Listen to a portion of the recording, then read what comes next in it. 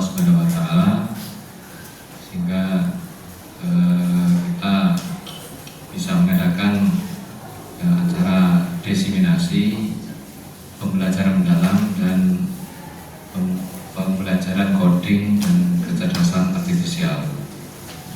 Salawat dan salam semoga tetap berlimpah curahkan pada junjungan kita Nabi kita Nabi Muhammad SAW, yang kita tunggu-tunggu syafaatnya nanti di yaumul qiyamah. Jadi Bapak Ibu yang saya hormati, jadi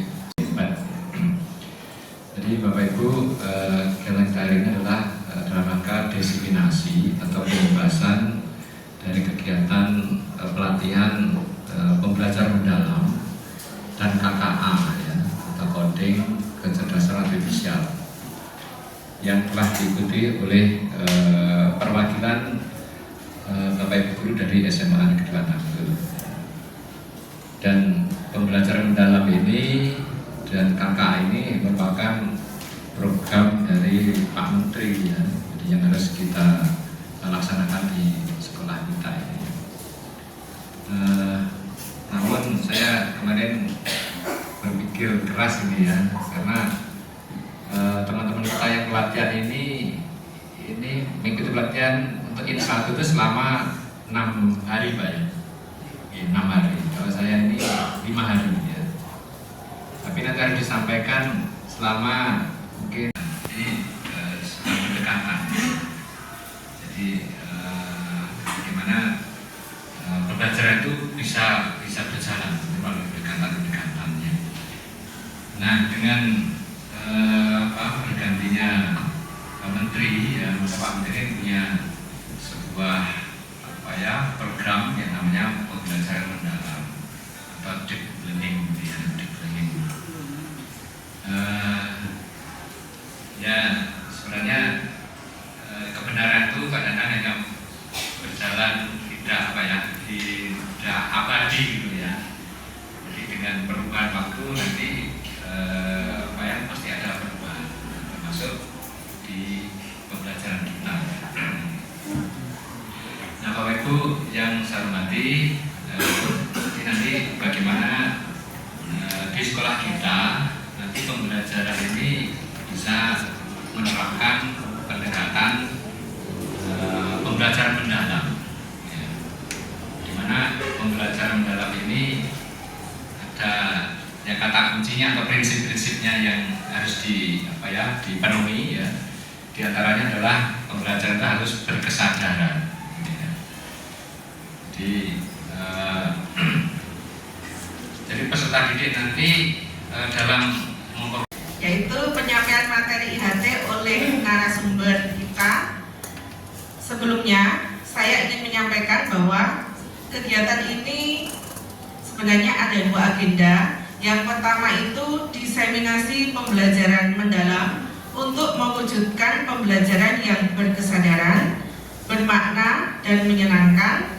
Nanti akan disampaikan oleh Bapak Ibu Guru SMA Negeri 2 Tanggul yang telah mengikuti diklat pembelajaran mendalam bagi guru dan kepala sekolah, yaitu Ibu Reni Praktika Dewi SPD.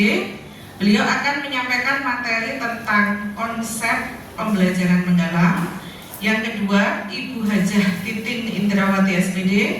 Beliau akan menyampaikan materi 8 dimensi profil lulusan. Kemudian yang ketiga, Bapak Arinaya Al-Fatah SPD MPD. Beliau akan menyampaikan materi asesmen pembelajaran mendalam. Kemudian beliau bertiga juga nanti akan menyampaikan materi manfaatan kecerdasan artifisial dalam pembelajaran yang akan disampaikan oleh Bapak Haidar Manaf Nasution. Beliau ini telah mengikuti diklat terkait dengan KKA. Diharapkan nanti setelah kita mendapatkan materi dari beliau, pembuatan RPP lebih cepat, lebih praktis, dan lebih efisien.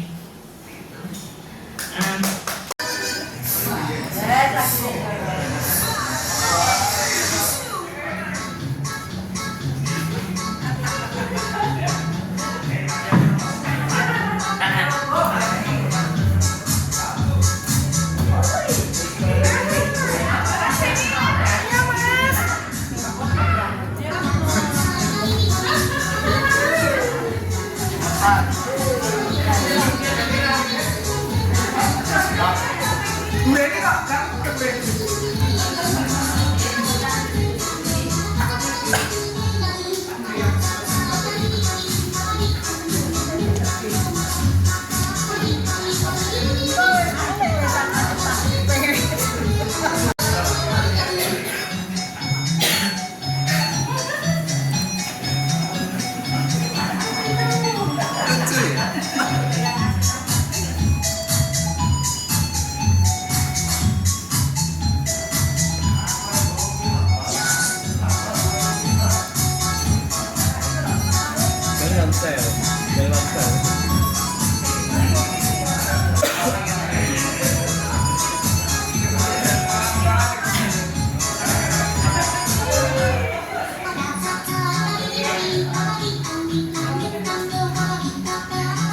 Orang lah gak tahu joget.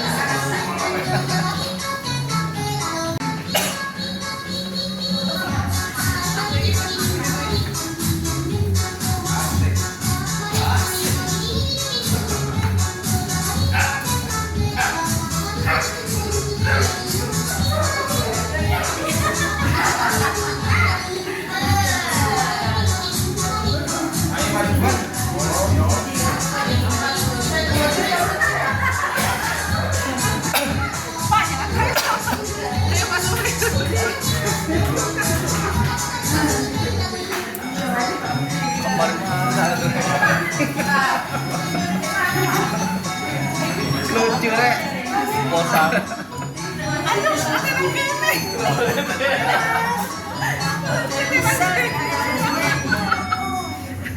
Konsep dulu Bapak Ibu ya tentang pembelajaran mendalam. Oh, oke. Ini saya klik. Nah, ini Bapak Ibu, inti dari pembelajaran mendalam adalah 4 hal ini. Yang pertama dimensi profil lulusan, prinsip pembelajaran, pengalaman belajar, dan kerangka pembelajaran. Nah, logo ini sepertinya wajib kita hafal Bapak Ibu. Logo ini wajib kita download. Kalau bisa jadi wallpaper laptop ya, karena intinya ada di dalam satu logo.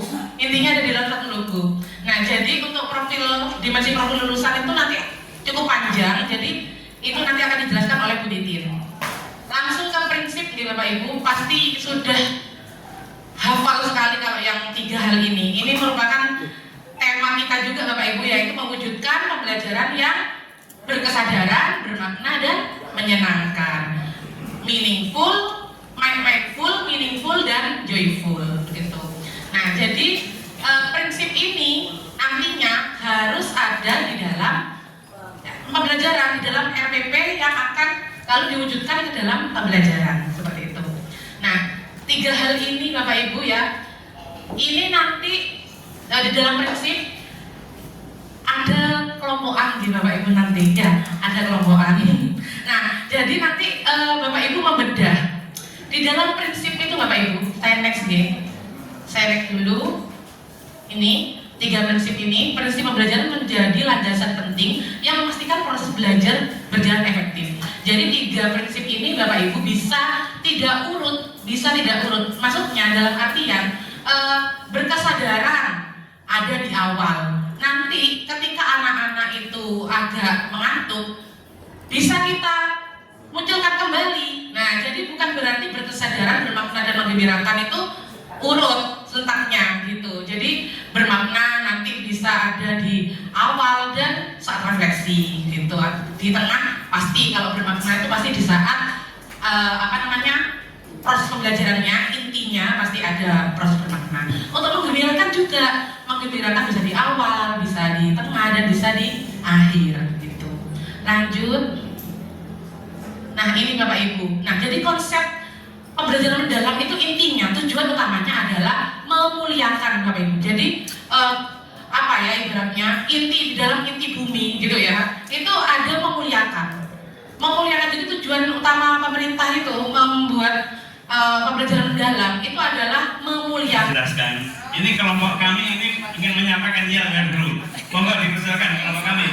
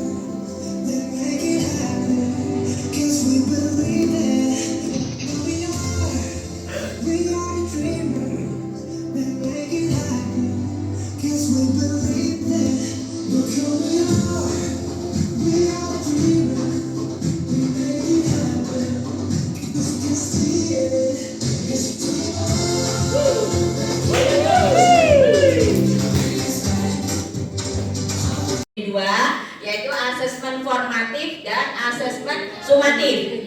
Asesmen formatif sendiri dibagi menjadi dua, untuk yang as learning sama for learning. Nah, untuk as learningnya sendiri formatif merupakan penilaian yang dilakukan selama proses pembelajaran, mulai dari awal, tengah maupun sampai akhir. Jadi untuk kemudian untuk sumatifnya sendiri merupakan penilaian yang dilakukan di akhir proses pembelajaran. Jadi maksudnya di akhir itu untuk mengetahui misalkan satu KD atau satu bab itu bagaimana kemampuan siswa, untuk mengetahuinya dilakukan penilaian sumatif. Seperti itu.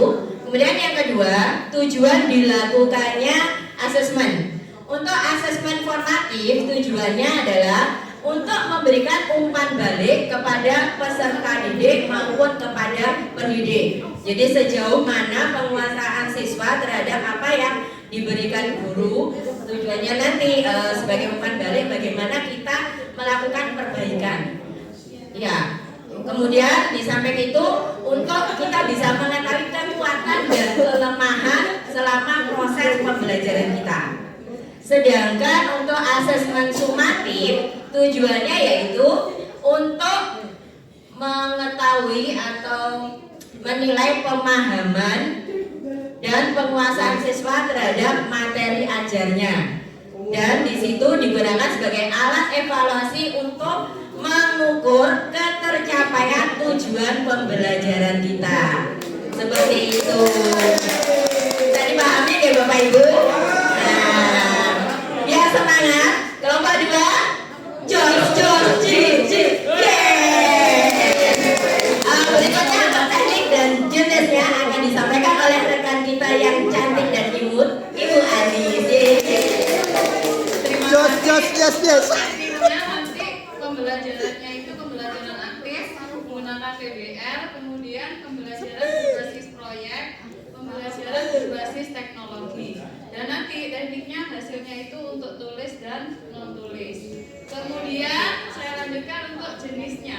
Jenisnya nanti untuk yang formatif di sini bisa berupa kuis ataupun tanya jawab pada siswa. Kemudian hasilnya dari sumatifnya itu dalam bentuk ulangan harian dan kuis. Sekian dari kelompok 2. Terima kasih. Oke, terima kasih kepada Ibu Anis dan Ibu Ibratis. Maka dari itu kita lihat lagi. Karena waktunya mereka dikasih aja yang lain. Oke, kelompok 2. Terima kasih panitia. Ya, assalamualaikum warahmatullahi wabarakatuh. Kelompok 4, mohon maaf ya Bapak Ibu, kami di sini tidak mempunyai yel-yel ya. Tidak bisa. Tapi ada gantinya Bapak Ibu ya. Di sini kami hanya mempunyai sebuah pantun ya. Gak usah bilang cakep, gak usah bilang cantik, karena di depan di sini sudah cantik dan cakep. Oke, sudah siap ya? Oke. Membuat ketupat di hari raya. Kelompok 4 selalu ceria. Kelompok 4 jaya.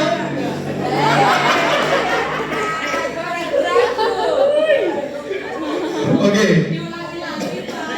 Ulangi lagi, oke. Membuat ketupat di hari raya. Kelompok 4 selalu ceria. Kelompok 4 jaya. Oke, untuk penjelasan akan dijelaskan oleh Ibu Citra dan Ibu Siska. Dipersilakan. Assalamualaikum warahmatullahi wabarakatuh.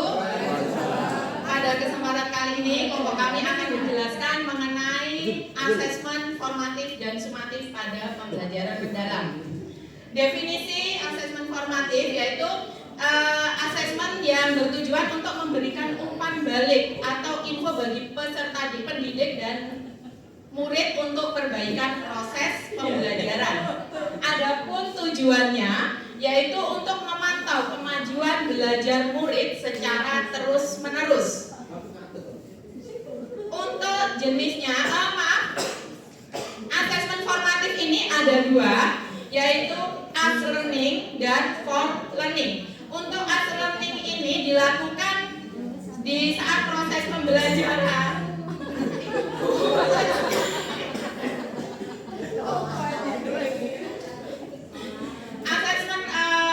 As learning dilakukan sebagai proses pembelajaran, biasanya dilakukan di awal pembelajaran dengan adanya asesmen diagnostik, salah satu contohnya. Kemudian untuk for learning ini dilakukan sebagai umpan balik atau untuk mengetahui pemahaman siswa pada pembelajaran tertentu. Misalnya pada tujuan pembelajaran 1, apa, bagaimana pencapaian siswa atau pemahamannya.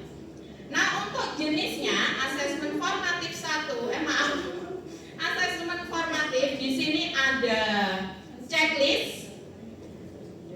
Untuk as learning ada checklist, kemajuan belajar, jurnal reflektif. Sedangkan untuk for learning-nya bisa berupa pembuatan peta konsep atau observasi.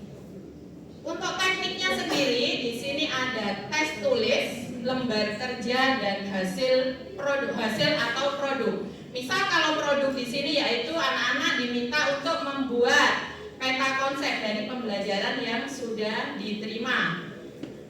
Untuk lembar kerja dilakukan saat proses pembelajaran yaitu berupa LKPD. Dan tes tulis seperti biasa yang sudah kita lakukan yaitu memberikan penilaian secara tertulis. Selanjutnya akan disampaikan oleh Ibu Siska.